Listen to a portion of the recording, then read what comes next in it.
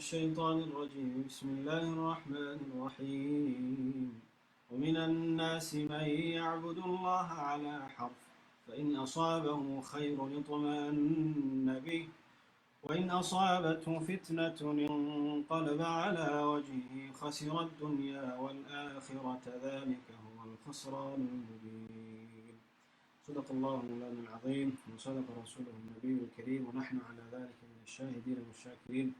Assalamu alaikum wa rahmatullahi wa barakatuh.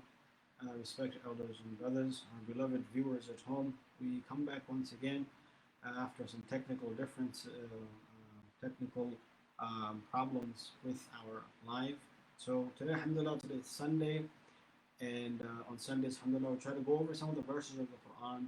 And last week, we started the Tafsīr of Sūrah al-Hajj because we are slowly getting into the season of Hajj.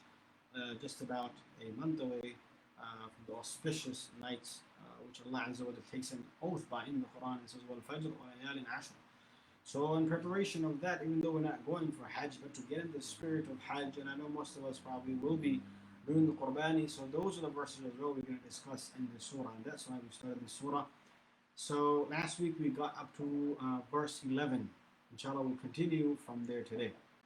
If there's any problem with the sound, there's a fan on. If there's any background noise, you guys can please write in the comment section and we'll try to fix it, inshallah. Verse 11, Allah Azza wa Jalla says, وَمِنَ النَّاسِ مَن يَعْبُدُ اللَّهَ عَلَى حَرْفٍ. So before this verse, Allah Azza wa Jalla told us about a group of people who defiantly disbelieved and they were misguided and they misguided other people, and when they heard the truth, ثَانِيَ عَطْفِ, they turned their chest and their shoulders away from it completely. In this verse, Allah Azza wa Jalla talks about some people who are in between. They are not complete rejectors, neither are they complete believers, they're in between.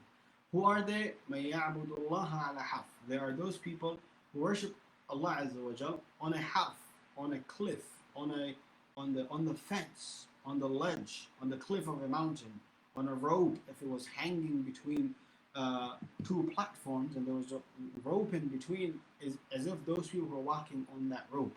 If they fall this way, they try to get back their balance on the other side. And if they're falling on that side, they try to get back their balance on this side. And they're on the fence.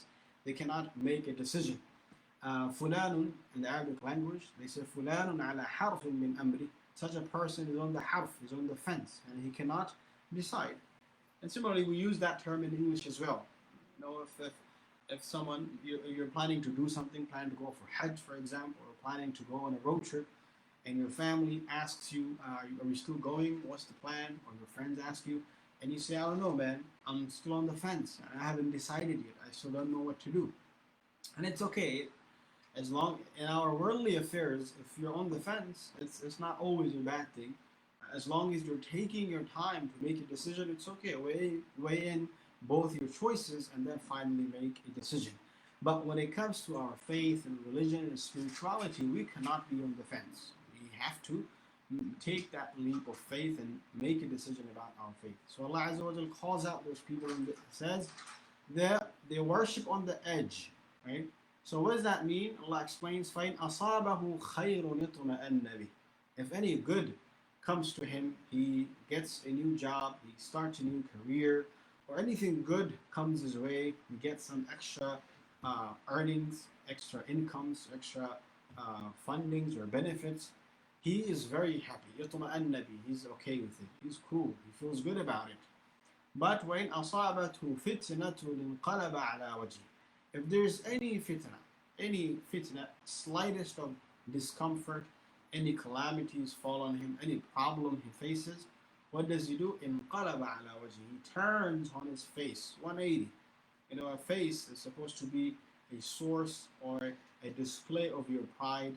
In Islam, face is important because we are supposed to put down our face and prostrate in front of Allah Azza wa Jalla. So the most honorable thing in a person's body, he turns that away and he's not happy with it. So if he was, for example, he worked very hard when he was in school, and then he graduated and he doesn't get a job that he was expecting to get, or he's not making that money which he was expecting to make. So what does he say?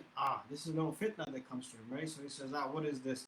I work so hard, and Allah is supposed to help those people who work hard. And look at me now, I'm going to give up all of this. So what does he do? He turns his face upon the deen.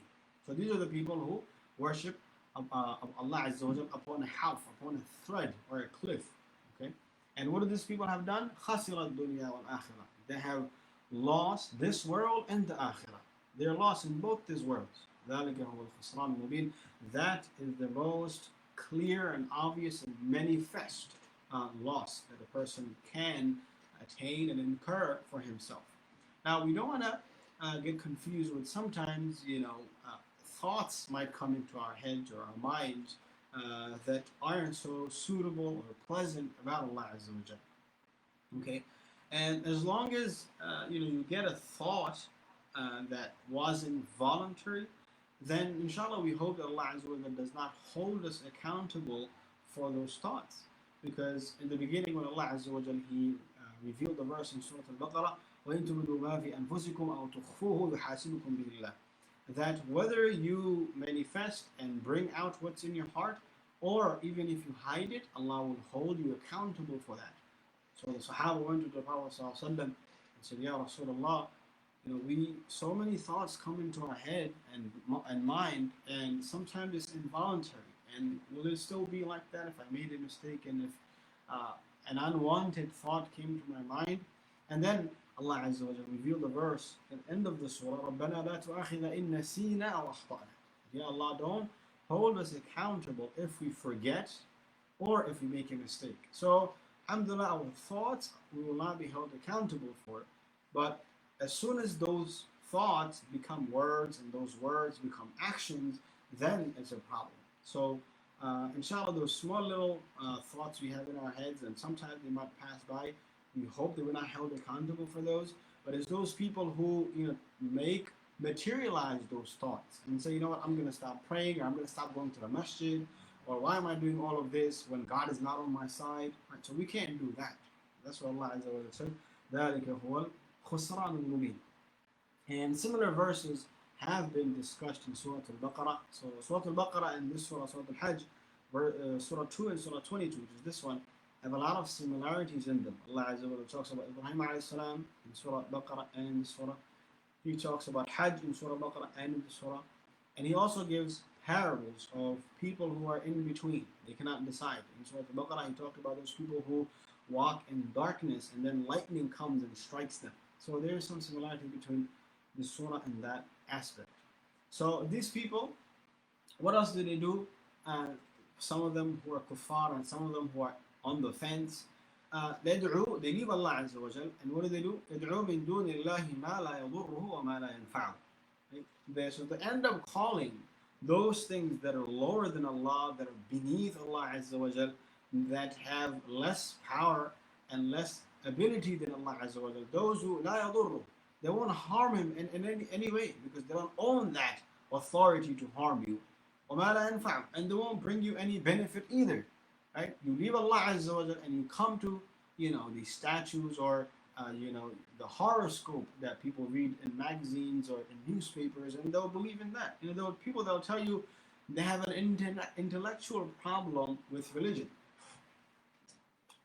They have an intellectual problem, and they say that religion doesn't appeal to my logic. Right? So they'll leave religion, and then you see them, they're believing in superstitions and luck. Before a meeting, they'll ask their family, or what kind of tie should I wear, or what color tie should I wear, or Friday the 13th, or even in New York, some buildings don't have the 13th floor, right? Or like those very high-end businessmen, before they get into their Wall Street building and make $1 million deal, they go to the psychics, those that read the palm readers, right? And you'll see them in financial district with neon signs. And before they go into that meeting, they'll go and ask them that, what do you see in my palm? What do you think is going to happen, or what should you think I should do? Right? So they have left Allah Azza wa Jal because it doesn't appeal to their mind and their intellect, and then they are going to these palm readers and they believe in horoscope and all the superstitions, right? So ذلك هو الضلال البعيد. That is an extreme misguidance, a faraway misguidance. You've gone way too far. You left Allah Azza wa Jalla and you're believing in these things. It's going to be hard for you to come back for those people. What else do they do? يدعو لمن ضره أقرب من نفعه. They call those things whose harm is closer than benefit, meaning they're not going to give you any benefit. Rather, they will bring destruction and harm for you on your way. Right? You call them, and because of your calling, that becomes a means of committing shirk against Allah Azza wa Jal. And shirk is something that is not forgiven. Allah Azza wa Jal says He will forgive anything, but shirk, you gotta be careful. You don't go anything close to shirk. لَبِئْسَ الْمَوْلَى. What an evil protector you went after. You left Allah Azza wa Jal and you went after horoscope and palm readers and you took them as your awliya, as your protectors. How evil of a choice is that? وَلَبِئْسَ الْعَشِيرِ. And how evil of a companion. Ashir is like a group, a society, a gang, or a family, or anyone you cohabit in your life. That's what Allah says about spouses. وَعَاشِرُهُنَّ بِالْمَعْرُوفِ. Live with them, cohabit them with kindness. Right? Ashir also comes from a big family. If someone has a big family, it's called Ashir. It comes from Ashara, 10, right? So, but here it means a companion or an associate. In Allah, so these are the people who have turned away from the deen of Allah Azza wa Jal, and it is a pattern that comes in the Quran. Whenever Allah Azza wa Jal mentions the people of Jahannam, He mentions the people of Jannah. إن الله يدخل الذين آمنوا وعملوا الصالحات جنات تجري من تحت النهار إن الله يفعل ما يريد. That indeed those who believe and those who do good deeds, Allah will enter them into paradise or such gardens beneath which rivers flow. And Allah يفعل ما يريد. Allah does what He wants. And the next verse, this is a verse that has a lot of different opinions from the scholars, but we will give you the most simplest of the opinions from the scholars. So now we have another group of people, who are religious and who've been religious their whole life, and they are expecting good from Allah Azza wa Jalla because I've been a good person my whole life. So what does he think? He says that he thinks that because he's not getting any tangible, materialistic good in this world, he thinks that Allah will never help him. Allah has abandoned him, basically. مَنْ كَانَ يَظُنُّ أَلَّا يَنْصُرَهُ اللَّهُ فِي الدُّنْيَا وَالْآخِرَةِ. Whoever thinks that Allah will never help him in this dunya and the akhirah, then what should he do? فَلْيَمْدُدْ بِسَبَبٍ إِلَى السَّمَاءِ. Then let him extend a rope to the sky. And what does this rope mean? The Prophet ﷺ said that the rope is Hablullah, the rope of Allah Azza wa Jal is the Quran that extends from the heavens, meaning it's in the Lawh al-Mahfuz. One side is in the heavens and one side in this dunya, the Mus'haf that we have, and we are holding on to that. So Allah is saying that if you think that Allah will not help you, and if you think that your effort is going in vain and you are helpless and Allah has abandoned you, then go ahead, ثُمَّ لِيَقْطَعْ. Let him cut that rope, meaning let him cut that connection with the Quran, with Allah Azza wa Jal, and let him go away from his deen. فَلْيَنْظُرْ. Then let him see. هَلْ يُذْهِبَنَّ كَيْدُهُ مَا يَغِيظُ. Let him see that the plan he has hatched and what he has done and what has transpired of his affairs, if that will remove any of the hard feelings that he has towards Allah Azza wa Jal and he has towards the deen. Right? So, again, in a nutshell, Allah is talking about those people who think that Allah has abandoned them, and therefore, Allah is saying that if you think Allah has abandoned you, then go ahead, abandon your faith and abandon your religion and cut ties with the Quran and see if that will lead to anything good. Of course, it's not going to lead to anything good, but rather this is from Allah Azza wa Jalla Izzah and His pride and His honor, and obviously the confidence in the Quran and the Deen. So you can go ahead and go somewhere else and see if that will lead to anything better. You know? وَكَذَلِكَ أَنزَلْنَاهُ آيَاتٍ بَيِّنَاتٍ وَأَنَّ اللَّهَ يَهْدِي مَن يُرِيدُ. And that is how Allah says we sent down this Quran as clear verses, and Allah guides whoever He wants and whoever He intends. So again, Hidayah is in the hand of Allah Azza wa Jal. This Quran يُضِلُّ بِهِ كَثِيرًا. Allah will misguide many people with this Quran, and He will guide many people with the Quran. And those people who have left Islam, and you see them, those who have left Islam, the accusations and the objections they have against Quran, it's sometimes it's laughable. Sometimes it's you think that how can a person think of these things, and because of this, he has left Islam. And recently, I've seen one of these people who have left Islam, and he was making an objection against Hajj, and he's saying, look, in Hajj, there's so many people that come in Hajj, and there's so many people that are crowded at that time, and they end up dying, and stampedes happen. So this clearly cannot be something that's given by God.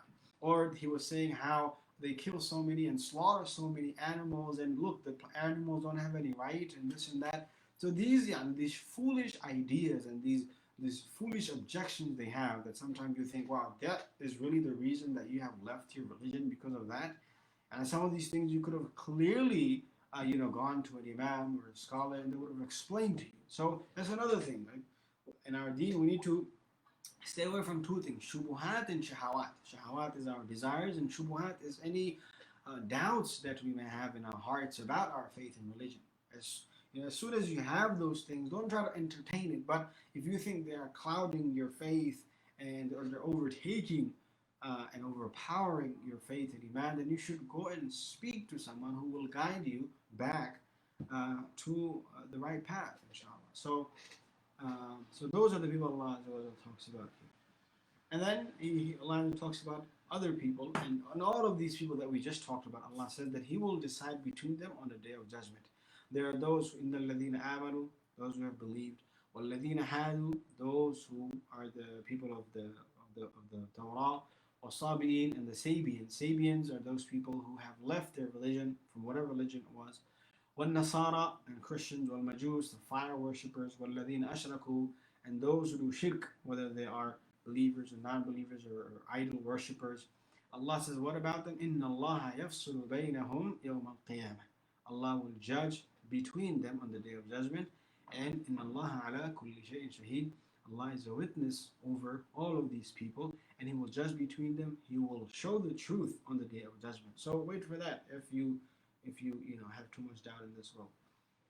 And then Allah kinds of asks and their logic that, look, everything that you see around you, whatever you see on the earth, whatever you see in the heavens and the earth, the sun, والشمس والقمر, the moon, والنجوم, the stars, and all of the other creations, they worship, yasjudu, and they prostrate to Allah Azza wa Jal. So why don't any of these people also prostrate? That's why Islam is the only religion where we prostrate and we go down on our forehead and we prostrate to Allah Azza wa Jal. Everyone else, all the other religions and faith, they do not do that. So Allah says, all of these things, they prostrate to Allah Azza wa Jal. وَكَثِيرٌ مِّنَ النَّاسِ, and many of the people, وَكَثِيرٌ حَقَّ عَلَيْهِمْ عَذَابٌ, and there's many people who are deserving of the wrath and the punishment of Allah Azza wa Jal.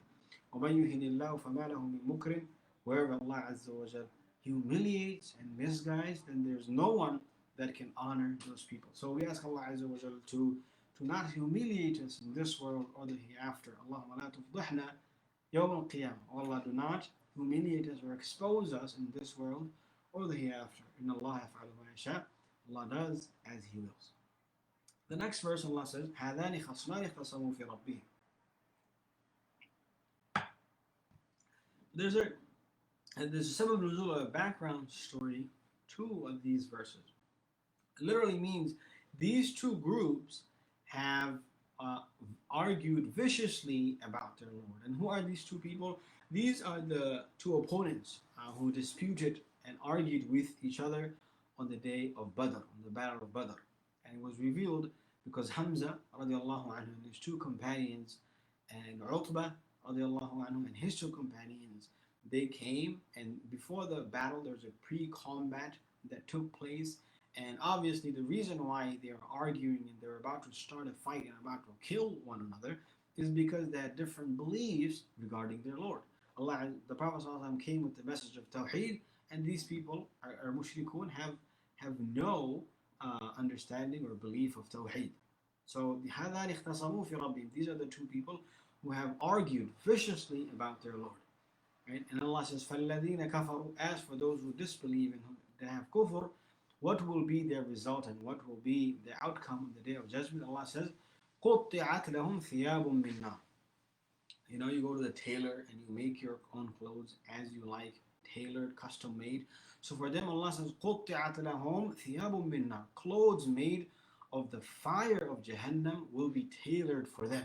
Imagine you have clothes on and they are very, even in this world, if you're wearing clothes that's uncomfortable and it's hot and it's thick and it's coarse, it's not fine, you know, you feel that clothes is a punishment in itself, right? If you wear the wrong attire, you didn't look at the weather before you went out, you know, the whole day you'll be sweating and be tired and dehydrated.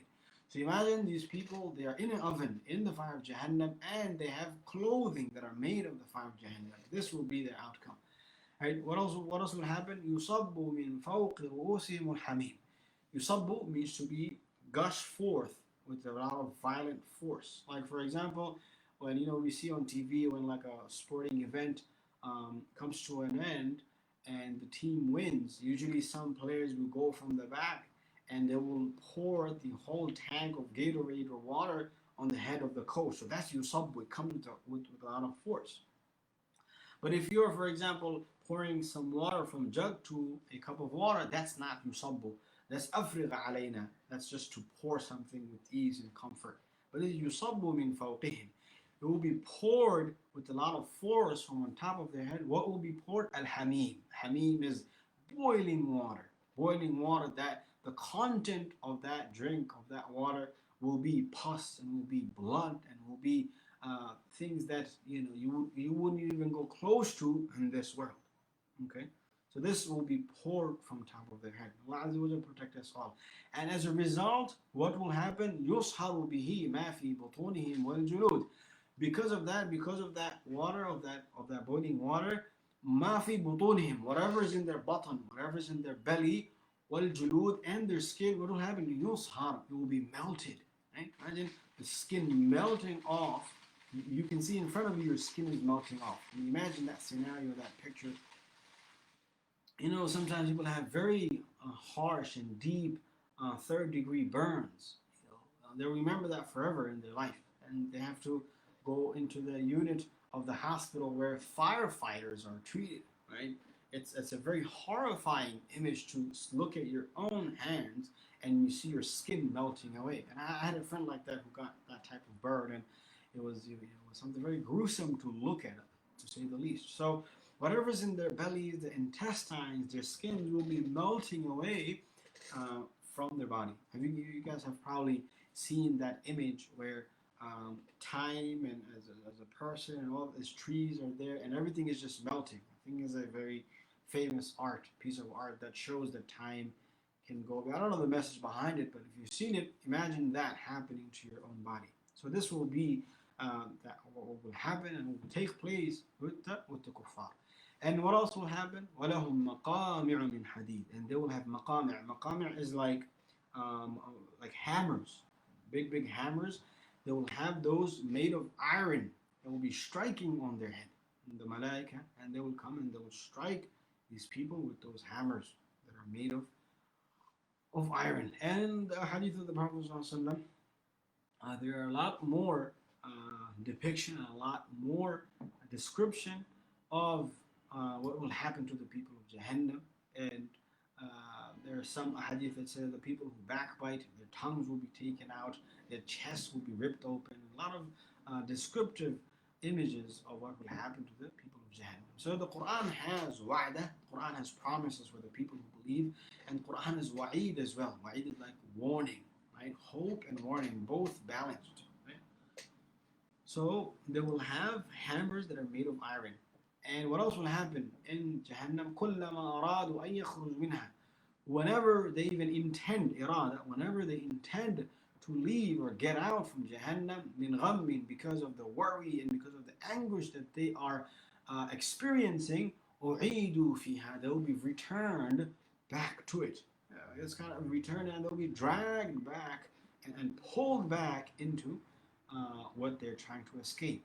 And it will be said to them, وَذُوقُوا, taste عَذَابَ الْحَرِيقِ, the burning fire. Taste the burning fire, right? You denied and you rejected and you went against every and all the messages that came to you in this world, right? And you were promised and you were given warnings of what will happen. So now there's no escape from this. Now taste it and see how much you can bear and how much you can take. Test your limits. And then again, so Allah says a couple of verses ago, a similar verse came with the people of Jannah. So Allah saying, if that wasn't enough, then listen again.